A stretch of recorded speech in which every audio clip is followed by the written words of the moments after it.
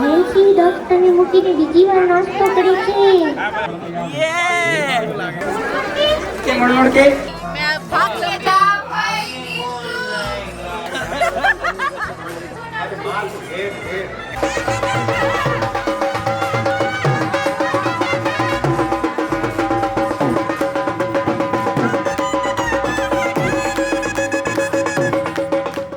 જેઠાલાલના બધા ડાયલોગ એના ફેવરેટ છે. ઓય બ્લુ સાડી. એનસી બેટા મસ્તી નહીં. अब आगे के स्टेप्स और भी तेज हो जाते हैं, सब ध्यान से देखना. तक तक तलांग तक तक तलांग तक तलांग तक तलांग तलांग तलांग तिन तत्तिन तंकट तक तंकट तक तंकट तक तरिकेट तक दिन नत्तिन न तत्ति तंकट तक तंकट तक तरिकेट तक दे तंकट तक तरिकेट तक तलांग दिन दे तंकट तक तरिकेट तक तलांग दिन तत्तिन तलांग दिन तत्तिन तलांग दिन तत्तिन.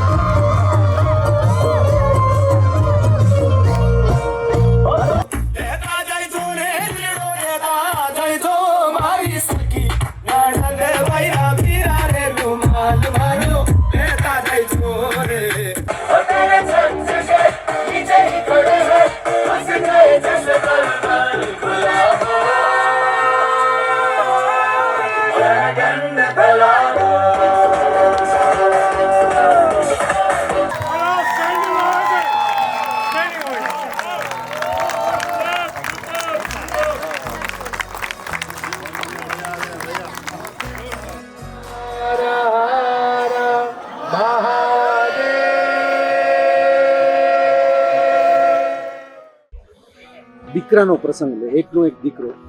દીકરાના લગ્નનો પ્રસંગ નહીં કહું, હું એમ કહીશ કે ઈશ્વરે મને દીકરો આપ્યો છે, પણ દીકરાએ મને દીકરી આપી છે.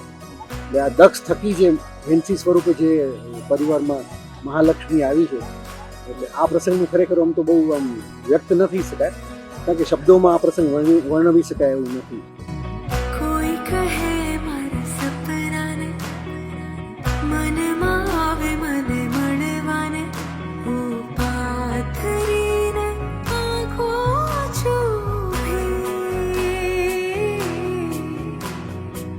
ભીના ભીના મારા અરમાને બોલાવું છું એ જૂના સરનામે, તારી વાત જોતા આંખી તું થઈ.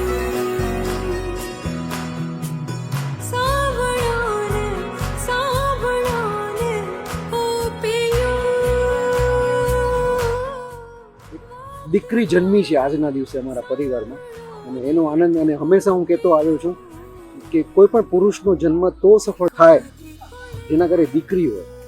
તો આજે મને એમ લાગે છે કે હું પુરુષ તરીકે સફળ થયો કે મારા ઘરે દીકરીનો જન્મ થયો. ખૂબ ખૂબ આભાર મયુર બાપટ ફેમિલીનો, કે દીકરીને જન્મ આપ્યો અને અમારા પરિવારનો સ્વીકાર કર્યો, એમને એવાય કર્યું. હવે આપણે ઈશ્વરની જ પ્રાર્થના કરીએ કે દક્ષ અને હેન્સી બંને સુખરૂપ જીવન જીવે, સુખ શાંતિ ભર્યું આનંદપૂર્વક જીવન જીવે, એટલી મારી ઈચ્છા. Thank you.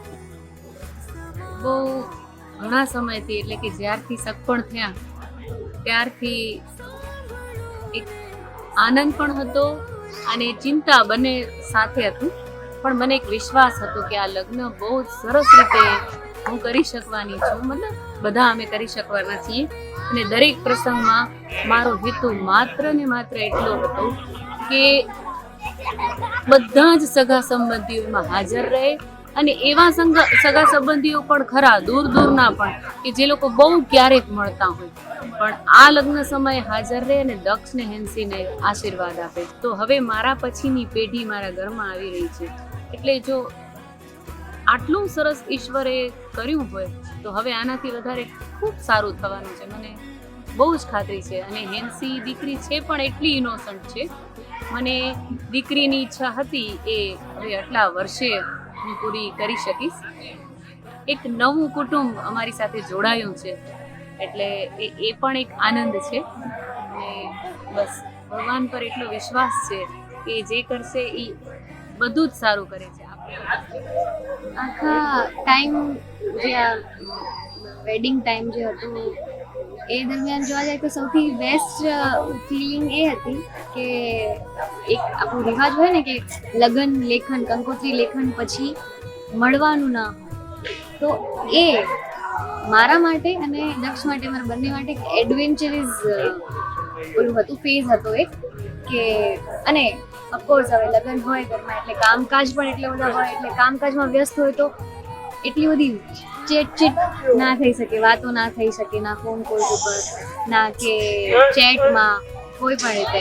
અને મળવાનું તો હોય જ નહીં, તો એ જે હતું ને કે ઓકે આટલા દિવસ નથી મળે, હવે મળશું, હવે મળશું, હવે મળશું, તો એ ગ્રાફ જે ઉપર હતો એ જે ફિલિંગ હતી ને એ અમારા માટે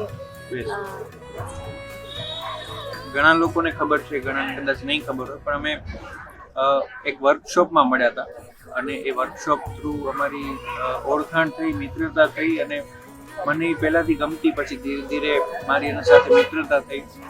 કહેવાય છે ને કે ફોલો રિક્વેસ્ટ મોકલીને આજે અહીંયા સુધી પહોંચી ગયા. તો એ જર્ની બહુ જ કલરફુલ અને એડવેન્ચરસ રહી મારી માટે. અને ખરેખર સાચું કહું તો હું અત્યારે મારું જે મૂડ છે એ એકદમ થોડુંક આમ ભગવાનને આભાર માનવાની જ મુમેન્ટમાં છું. મનમાં એ જ વસ્તુ હાલે છે કે ઈશ્વરનો આભાર, બધું નિર્વિઘ્ન પ્રસંગ પતી ગયો, કુદરતી, કોઈ અડચણ ના આવી, ટાઈમસર બધું પતી ગયું, બધાને એટલી મજા આવી છે. સૌથી મોટા બ્લેસિંગ જે અમારા માટે છે કે બધા બહુ જ ખુશ હતા આખા 2 દિવસ દરમિયાન. એટલે બસ બધા આવ્યા એનો ખૂબ ખૂબ આભાર. થેન્ક્સ ટુ હેન્સી કે એણે મને હા પાડી અને મારાથી લગ્ન કર્યા અને મને બહુ પ્રેમ કરે છે, એવું બહુ પ્રેમ કરું છું. અમે બે ખુશ રહીએ બસ. ભૂલેલા કિસ્સાઓમાં મને મળજે, વાદળની પાર તું